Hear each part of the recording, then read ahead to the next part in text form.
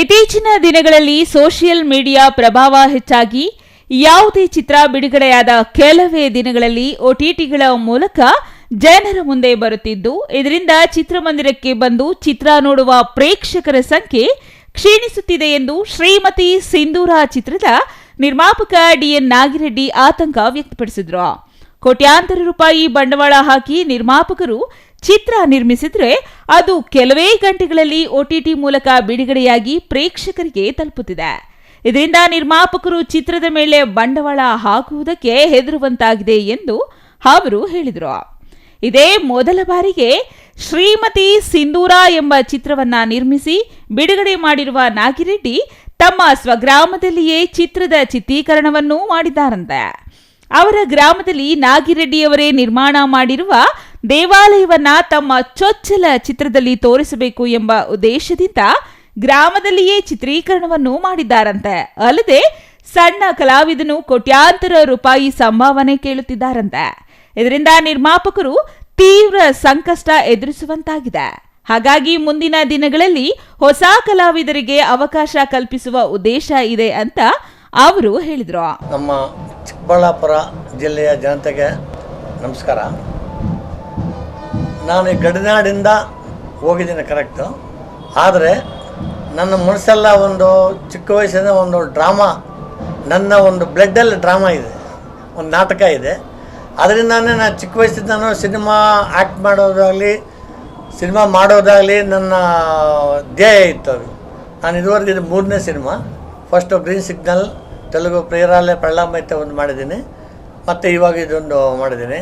ಈ ಚಿಕ್ಕಬಳ್ಳಾಪುರ ಆಗಿರೋದ್ರಿಂದ ನನಗೆ ತುಂಬ ಇಲ್ಲಿ ರಿಲೀಸ್ ಮಾಡಿ ಜನರನ್ನ ಸ್ಪಂದನೆ ನೋಡಿಬಿಟ್ಟು ಈಗ ನೋಡಿದ್ರೆ ಬಲ್ ಖುಷಿ ಆಗ್ಬಿಡ್ತು. ಎಂಟೈರ್ ನಾನು ಕರ್ನಾಟಕದಲ್ಲಿ ಈ ಸ್ಪಂದನೆ ನಾನು ಎಲ್ಲಿ ನೋಡಿಲ್ಲ. ತುಂಬ ಅಭಿಮಾನ ಇರೋದರಿಂದ ಇಲ್ಲಿ ನಮಗೆ ಒಂದು ಈ ಚಿತ್ರಕ್ಕೆ ಒಂದು ಒಳ್ಳೆಯ ರೆಸ್ಪಾನ್ಸ್ ಬರ್ತಾಯಿದೆ. ಇಲ್ಲಿ ನನ್ನ ಸ್ಪಂದನೆ ನೋಡಿದೆ, ಅದ್ಭೂರಿಯಾಗಿ ಜನ ಇಲ್ಲಿ ಸೇರಿದ್ದಾರೆ, ತುಂಬ ಚೆನ್ನಾಗಿದೆ.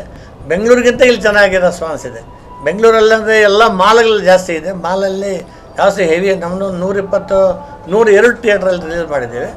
ಆದರೆ ಮಾಲಲ್ಲಿ ಒಳ್ಳೆಯ ಸ್ಪಂದನ ಇದೆ, ಎಲ್ಲ ಮಾಲ್ಗಳಲ್ಲೂ ಚೆನ್ನಾಗಿ ಬರ್ತಾ ಇದೆ.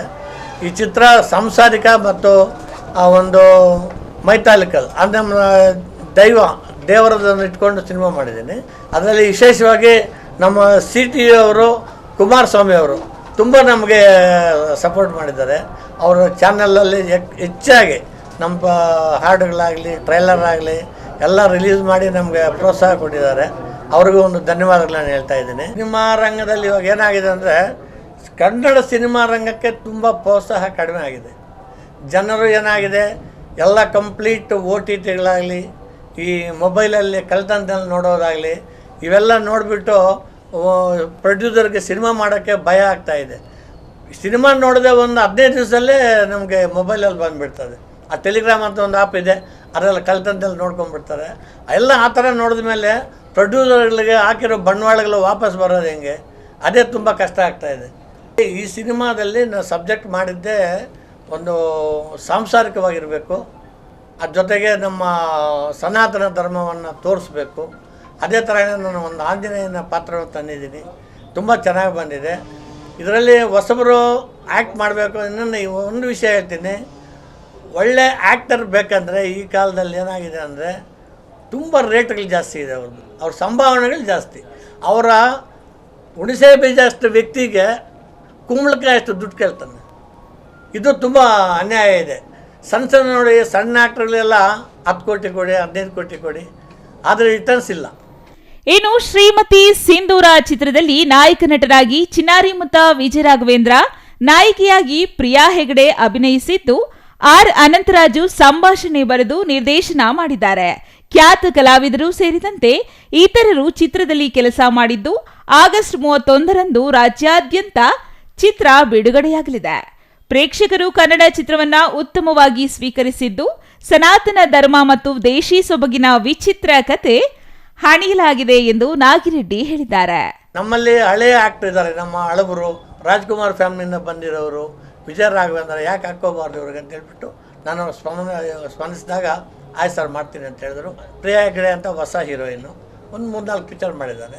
ಅದ್ರ ಜೊತೆಗೆ ನಮ್ಮದು ವಿಶೇಷವಾಗಿ ನನ್ನ ಮಗ ಒಂದು ಕ್ಯಾರೆಕ್ಟರ್ ಮಾಡಿದ ವಿಲ್ಲನ್ ಕ್ಯಾರೆಕ್ಟರ್ ಅವನು ಕೋವಿಲ್ಲನ್ ಅದೇ ಅವನು ಮನೋಜ್ ಅಂತ ಹೇಳ್ಬಿಟ್ಟು ಲಿಯೋ ಮನೋಜ್ ಅಂತ. ಅವನು ಮುಂದಿನ ದಿನಗಳಲ್ಲಿ ಅವನು ಹೀರೋ ಆಗ್ಬೋದು ಅಂತ ಇದರಲ್ಲಿ ಆ್ಯಕ್ಟ್ ಮಾಡಿದ್ದಾನೆ. ಮುಂದಿನ ದಿನಗಳಲ್ಲಿ ಹೀರೋ ಮಾಡಬೇಕನ್ನೋ ನಮಗೆ ಆಸೆ ಇದೆ. ದೇವರಿಚ್ಛೆ ಹೆಂಗಿದೆಯೋ ಗೊತ್ತಿಲ್ಲ. ಇದರಲ್ಲಿ ಎಲ್ಲ ಥರನೂ ಇದೆ, ವಯಸ್ಕರಿಂದ ಹಿಡಿದು ವೃದ್ಧರವರೆಗೂ ಇದೆ. ಇದರಲ್ಲಿ ನೋಡಿ ಈ ಎಲಿಮೆಂಟ್ ಇದೆಯಲ್ಲ, ಒಂದು ಸಂಸಾರದಲ್ಲಿ ಏನು ಅನಾಹುತಗಳಾಗ್ತದೆ ಅದನ್ನು ಒಬ್ಬನು ಮಾಡಿರುವ ಕರ್ಮ ರಿಟರ್ನ್ಸ್ ಅಂತೀವಲ್ಲ, ಅನ್ಯಾಯಕ್ಕೆ ಅವನಿಗೆ ರಿಟರ್ನ್ ಆಗ್ತದೆ. ಆ ಕರ್ಮ ರಿಟರ್ನ್ ಆಗುತ್ತೆ ಅವನಿಗೆ. ಮೊದಲು ಏನು ಮಾಡಿದ್ದಾನೆ ಅದನ್ನು ಅವನ ಮಗಳ ರೂಪದಲ್ಲಿ ಬಂದು ಅವನಿಗೆ ತೊಂದರೆ ಕೊಡ್ತದೆ. ಅದೇ ಇವನು ಮಾಡಿರೋ ಅಕ್ರಮಗಳ ಅನ್ಯಾಯಕ್ಕೆ ದೇವರಿಗೆ ಅವನು ಶಿಕ್ಷೆ ಕೊಡ್ತಾನೆ. ಒಟ್ನಲ್ಲಿ ಕನ್ನಡ ಚಿತ್ರರಂಗಕ್ಕೆ ಹೊಸ ಚಿತ್ರವೊಂದು ಪ್ರದರ್ಶನಕ್ಕೆ ಬಂದಿದ್ದು ಪ್ರೇಕ್ಷಕರು ಸ್ಪಂದಿಸಲಿ ಎಂದು ಹಾರೈಸೋಣ. ಒಳ ಬಂದಿದೆ, ಹೇಗಿದೆ ಚಿಕ್ಕಬಳ್ಳಾಪುರ ಎಕ್ಸ್ಪಾನ್ಸ್ ಹೇಗಿದೆ? ನಂಬರ್ ಒನ್ ಆಗಿದೆ ಎಲ್ಲ. ಹೌದು, ಸೂಪರ್ ಸೂಪರ್. ಹೌದು, ಸಂತೋಷ ಆಯ್ತು. ಹೌದು, ಇದಕ್ಕಿಂತ ಇನ್ನೇನು ಬೇಕು ನಮಗೆ? ಚೆನ್ನಾಗಿದೆ ಪಿಕ್ಚರು. ಭಗವಂತನ ಆಶೀರ್ವಾದ ಅಂದರೆ ಸೂಪರ್ ಆಗಿ ತೆಗೆದಿದ್ದಾರೆ. ಮಾತಾಡಿ. The movie is very good. We have been longing to see Raghavendra sir on the screen, and his performance, the dance, the fights, everything is very good. And it is very family-oriented movie. Everyone should come and see, and they should encourage the Kannada movies and Kannada actors. And I congratulate the director and hero, everyone. They had done such a wonderful job in the movie. I congratulate the whole team.